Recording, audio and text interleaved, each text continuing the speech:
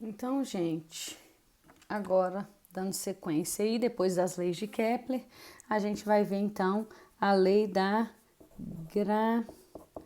gravitação universal de Newton. Então, como eu falei com vocês, o Newton nasce, né, no ano da morte de Galileu e continua aí, se baseia muito nos deixados de Galileu e Kepler para criar a lei da gravitação universal. Tanto que eu já comentei com vocês, tem um livro, né, e tem uma frase muito conhecida aí do Newton, que ele fala que se pude enxergar tão longe foi por me apoiar em ombros de gigantes. Então, a lei da gravitação universal, ele fez isso, né? Ele pegou deixados aí de outros e criou sua lei. Então, vamos pensar aqui, o que é a lei universal, né? Vou colocar aqui uma maçã e aqui eu vou colocar a Lua na órbita da Terra, tá certo? E aqui eu tenho Terra e aqui eu tenho Terra. Então, o que acontece? Até a lei da gravitação universal de Newton, acreditava-se que existia uma lei para explicar o movimento dos corpos celestes e outra lei que iria explicar o movimento dos corpos na superfície da Terra. Então acreditava-se que existia um verso que era que explicava o movimento dos corpos na Terra e chamava de outro verso que explicava o movimento dos corpos celestes. Então, corpos terrestres, corpos celestes. Então, eles acreditavam que era um verso para a Terra e um verso para o céu, certo? Então, o Newton que consegue unificar isso. E o Newton fala que não existem dois versos, né? Dois versos, duas formas do corpo se mover, que o movimento do corpo na Terra é explicado por uma lei e no céu é explicado por outra lei. Existe um universo. E no universo, a lei que explica como que a maçã cai quando eu solto ela é a mesma lei que explica por que a Lua não cai na Terra e fica girando na sua órbita. E é isso que nós vamos estudar aqui na gravitação universal, né? O que é fantástico, né?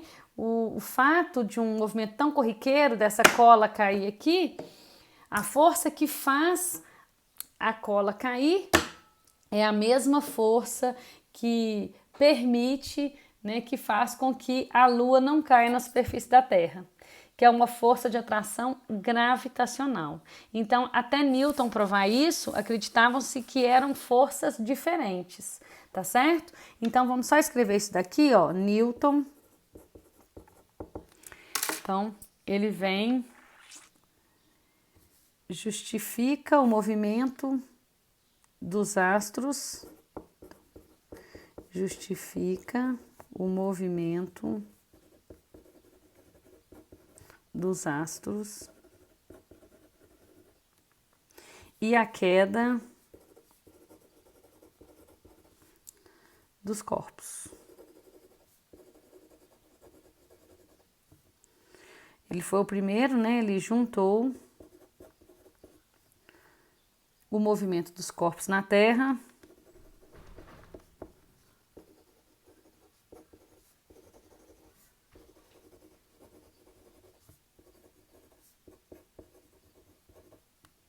e movimento dos corpos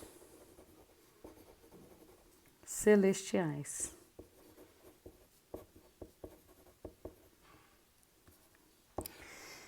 Então ele fala que não existem dois versos, existe um universo. Então vamos colocar aqui entre aspas a frase do Newton: não existem dois versos, existe o universo.